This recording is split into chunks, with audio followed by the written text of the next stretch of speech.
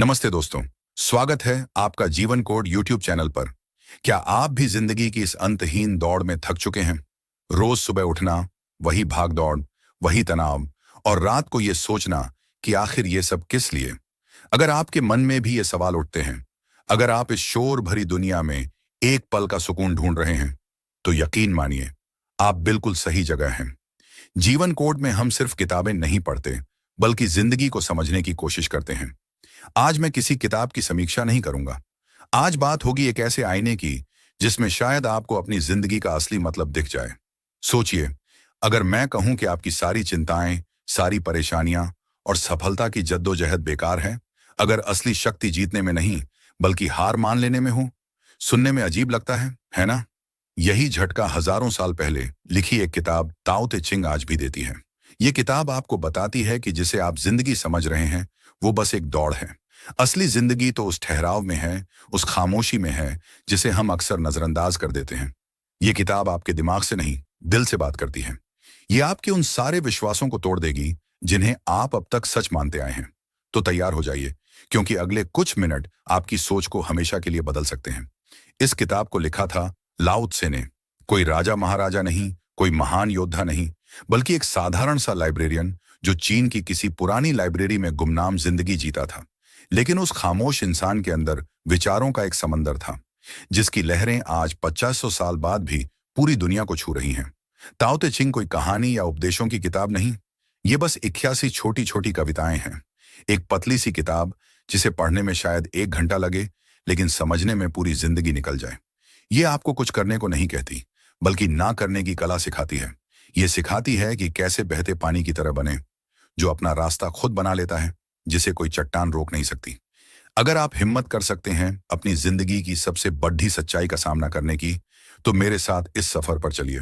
Channel को subscribe करें और कमेंट में जरूर बताएं कि आपके लिए सुकून का मतलब क्या है। लेसन नंबर 1, ताओ, सब कुछ और कुछ भी नहीं। हमारी पूरी जिंदगी एक सवाल के इर्द गिर्द घूमती है। सब कुछ कैसे समझें? हम हर चीज पर लेबल लगाना चाहते हैं, उसे एक डिब्बे में बंद करना चाहते हैं। सफलता का फॉर्मूला क्या है? खुशहाल रिश्ते का राज क्या है? जिंदगी का मकसद क्या है? हम जवाबों के पीछे भागते हैं क्योंकि हमें लगता है कि जिस दिन हम सब कुछ समझ लेंगे, उस दिन हम जिंदगी को कंट्रोल कर लेंगे। फिर हमें कोई दुख नहीं छू पाएगा। यही हमारी सबसे गहरी इच्छा है, कंट्रोल पाने की इच्छा। लेकिन ताओ ते चिंग एक ऐसा जवाब देती है जो हमारे दिमाग को सुन्न कर देता है। वो कहती है, जिसे समझा जा सकता है वो ताओ नहीं। ताओ क्या है? वो परम शक्ति, वो ब्रह्मांड का संगीत, वो अदृश्य धागा जो हर चीज को जोड़े रखता है। लेकिन आप उसे देख नहीं सकते, छू नहीं सकते और समझ तो बिल्कुल नहीं सकते। ये सुनकर मन में बेचैनी होती है ना? अगर हम उसे समझ ही नहीं सकते, जो सब कुछ चला रहा है, तो हमारा क्या होगा? हमारा जीवन तो अनिश्चितता में डूब जाएगा। लेकिन लाओ त्से कहते हैं, यही तो असली आजादी है। सोचिए, एक नदी जो पहाड़ों से निकलती है, क्या उसके पास कोई नक्शा होता है? क्या वो हर मुद्दा पर रुककर पूछती है कि समंदर कहाँ है? नहीं, वो बस बहती है। उसे समंदर की ओर एक अनजाना खिंचाव महसूस होता है। यही खिंचाव ताव है। नदी पहाड़ों से लड़ती नहीं, वो उनके किनारे से अपना रास्ता बना लेती है। वो पत्थरों को हटाने की कोशिश नहीं करती, उनके ऊपर से बह जाती है। वो अपने स्वभाव में रहती है, बहने के स्वभाव में, और बिना किसी कोशिश, बिना किसी नक्शे के वो अपनी मंजिल तक पहुंच जाती है। अब अपनी जिंदगी के बारे में सोचिए। क्या आप हर पल नदी के बहाव के उलट तैरने की कोशिश नहीं कर रहे? करियर, रिश्ते, सेहत, हर चीज को हम अपने हिसाब से चलाना चाहते हैं। अपनी छोटी सी बुद्धि से हम ब्रह्मांड की विशाल योजना को कंट्रोल करने की कोशिश में सारी ऊर्जा खत्म कर देते हैं। हम थक जाते हैं, हार जाते हैं और फिर शिकायत करते हैं कि जिंदगी कितनी मुश्किल है। ताओ कहता है, कंट्रोल छोड़ दो, समझने की जिद छोड़ दो। इस पल में जियो पूरी तरह से। उस आंतरिक आवाज पर भरोसा करो जो तुम्हें रास्ता दिखा रही है, ठीक वैसे ही जैसे नदी को समंदर का रास्ता पता होता है। ये डरावना लगता है, क्योंकि हमें कंट्रोल छोड़ने से डर लगता है। लेकिन जिस पल आप ये हिम्मत करते हैं, उसी पल आप पाते हैं कि आप डूब नहीं रहे, बल्कि तैर रहे हैं। आप जिंदगी से लड़ नहीं रहे, बल्कि उसके साथ नाच रहे हैं। यही ताओ का अनुभव है, कुछ न समझना, पर सब कुछ महसूस करना। लेसन नंबर 2, बिना कोशिश की कोशिश। आज की दुनिया का सबसे बड़ा मंत्र क्या है? मेहनत करो और बस मेहनत करो। लड़ो, जीतो, आगे बढ़ो। जो रुक गया वो पीछे रह गया। हमें सिखाया जाता है कि सफलता पसीने और संघर्ष से मिलती है। हर चीज में जबरदस्ती करो। रिश्ता टूट रहा है, उसे बचाने के लिए जोर लगाओ। करियर में आगे नहीं बढ़ पा रहे और घंटों काम करो। मन शांत नहीं है, ध्यान करने के लिए भी जबरदस्ती करो। हम हर पल एक जंग लड़ते डिच रहे हैं, अपने हालात से, दूसरों से और सबसे ज्यादा खुद से। और इस जंग का नतीजा क्या है? तनाव, थकान और एक गहरी निराशा। इसी निराशा के बीच ताओ ते चिंग एक ऐसा विचार लाती है जो किसी चमत्कार जैसा लगता है। वो है वू वेई। इसका मतलब है बिना कोशिश के काम करना या कुछ ना करके सब कुछ कर लेना। सुनने में अजीब लगता है ना? लेकिन ये कोई आलस का उपदेश नहीं। ये काम करने का सबसे कुशल और शक्तिशाली तरीका है। इसे समझने के लिए जंगल में चलते हैं। एक तरफ खड्डा है, एक विशाल मजबूत ओक का पेड्डाइज जो अपनी ताकत पर इतराता है। दूसरी तरफ है एक पतला नाजुक सा बांस। एक रात भयंकर तूफान आता है। ओक का पेड्डेज अपनी पूरी ताकत से हवा का मुकाबला करता है। वो झुकने से इनकार करता है, लड़ता है और आखिर में टूटकर गिर जाता है। लेकिन बांस क्या करता है? वो लड़ता नहीं। जैसे ही हवा का झोंका आता है, वो जमीन तक झुक जाता है, हवा को अपने ऊपर से गुजरने देता है। वो जबरदस्ती नहीं करता, बस हालात के साथ तालमेल बिठा लेता है। तूफान गुजरने के बाद बांस फिर से सीधा खड्डा हो जाता है, जैसे कुछ हुआ ही ना हो। किसने जीता? जिसने लड़ा या जिसने बहने दिया? यही है वो वही। अब इसे अपनी जिंदगी में देखिए। आप किसी से बहस कर रहे हैं, अपनी बात सही साबित करने के लिए चिल्लाते हैं, जबरदस्ती करते हैं। नतीजा? रिश्ता और बिगड़ता जाता है। वो वही कहता है, रुक जाओ, जबरदस्ती मत करो, सामने वाले की बात सुनो, उसे समझने की कोशिश करो। आप पाएंगे कि बिना लड़ी डढ़े ही समस्या का हल निकल आता है। या मान लीजिए आप अपने बच्चे को कुछ सिखाना चाहते हैं। आप दबाव डालते हैं और वो बगावत कर देता है। वो वही कहता है, दबाव मत डालो, बस सही माहौल बनाओ, वो खुद सीख लेगा। वो वही जिंदगी के साथ लड़ने की जगह उसके साथ सुर में सुर मिलाने की कला है। ये भरोसा करने की कला है कि हर चीज अपने सही समय पर होती है। जैसे एक किसान जो बीज बोता है, पानी देता है और फिर धैर्य रखता है। वो हर दिन जमीन खोदकर नहीं देखता कि पौधा उगा या नहीं। उसे पता है कि जबरदस्ती से पौधा नहीं उगेगा। वो वही आपको चुनौती देता है। क्या आप जिंदगी पर इतना भरोसा कर सकते हैं? क्या आप हर चीज को ठीक करने की अपनी आदत छोड़ नहीं सकते हैं? जिस दिन आप ये कर लेंगे, आप पाएंगे कि आपकी ज्यादातर समस्याएं तो आपकी जबरदस्ती की वजह से ही थीं। लेसन नंबर 3, सादगी में शक्ति। अपने चारों तरफ देखिए। हमारे घर, हमारे फोन, हमारे दिमाग, ये किससे भरे हैं? चीजों से, जानकारी से, इच्छाओं से। हमें लगता है कि जितनी ज्यादा चीजें हमारे पास होंगी, हम उतने ही खुश होंगे। बद्धा घर, महंगी गाड़ी, सोशल मीडिया पर ज्यादा फॉलोअर्स, बैंक में ज्यादा पैसा। हम एक ऐसी दौड़ में हैं जिसका कोई अंत नहीं। एक चीज हासिल करते हैं, उसकी खुशी 2 दिन रहती है, फिर मन कहता है अब कुछ और बढ़ा चाहिए। इस दौड़दश ने हमें क्या दिया?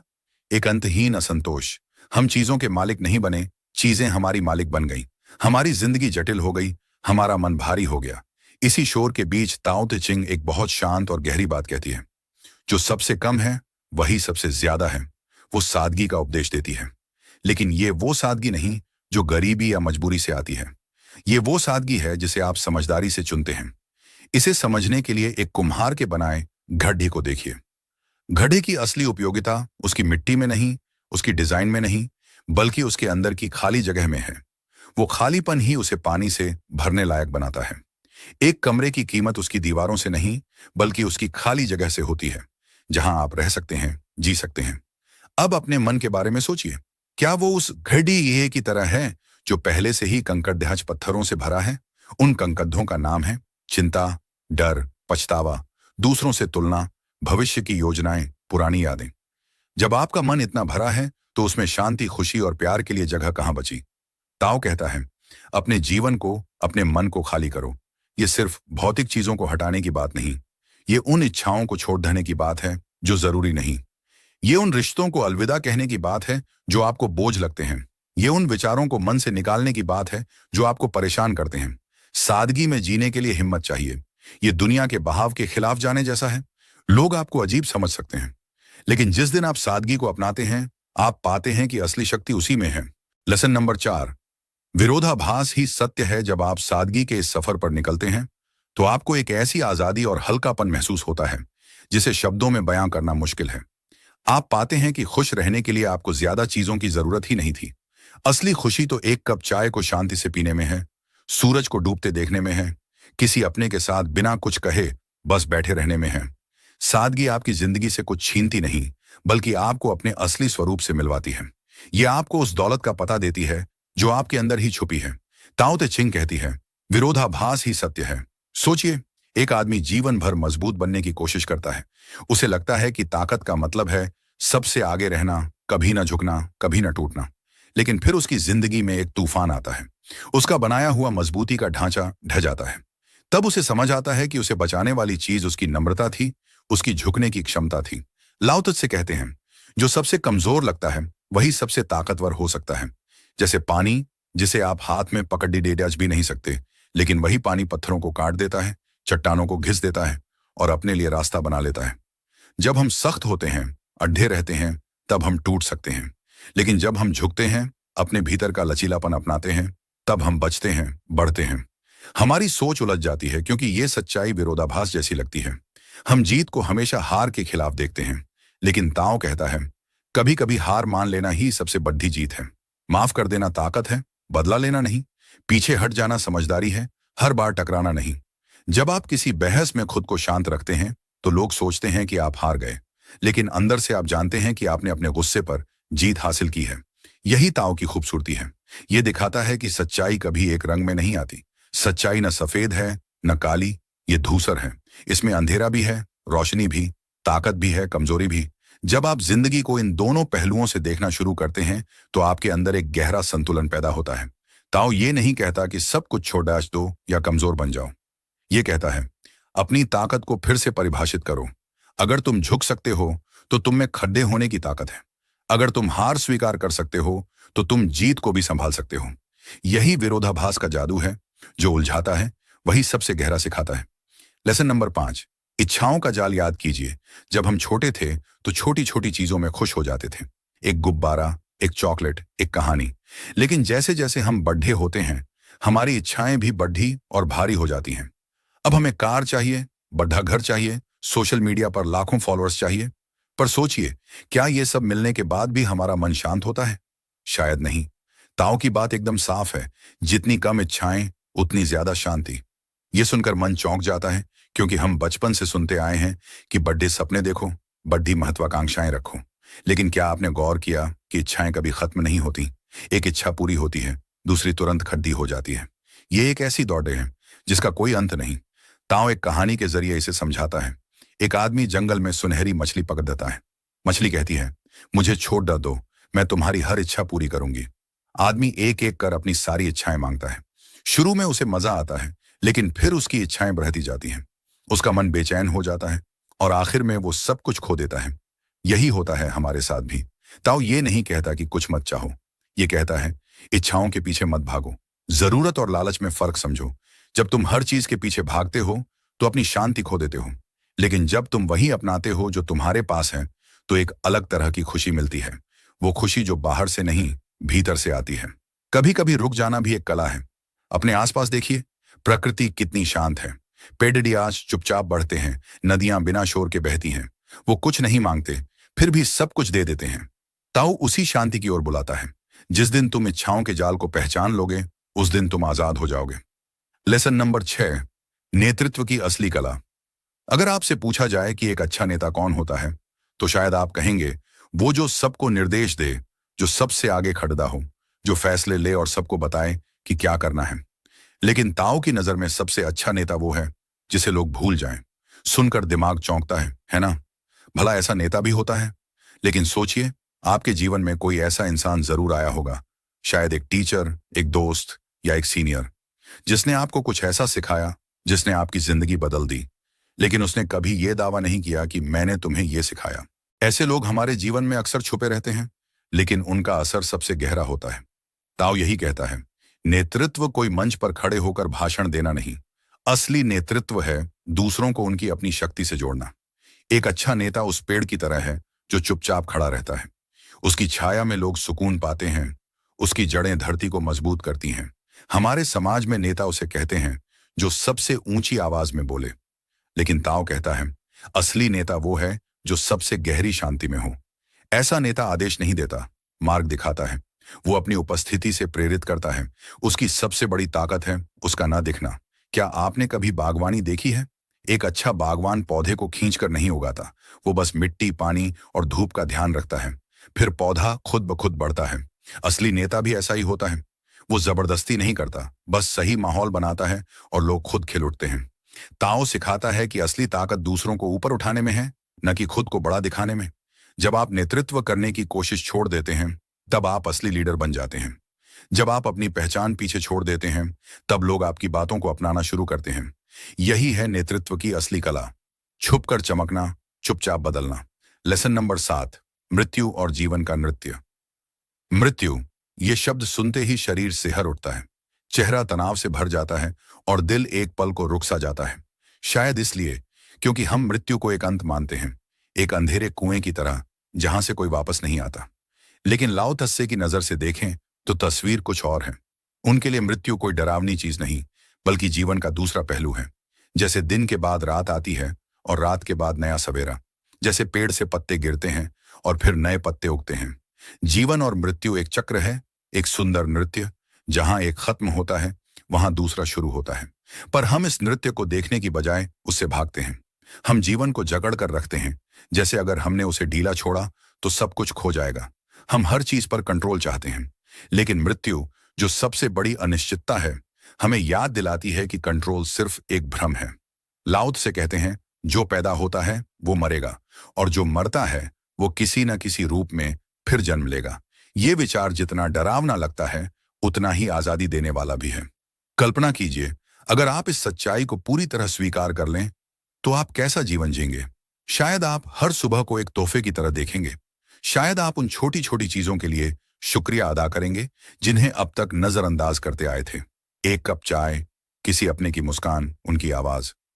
जब हमें पता होता है कि ये सब हमेशा नहीं रहेगा, तभी उसकी अहमियत बढ़ जाती है।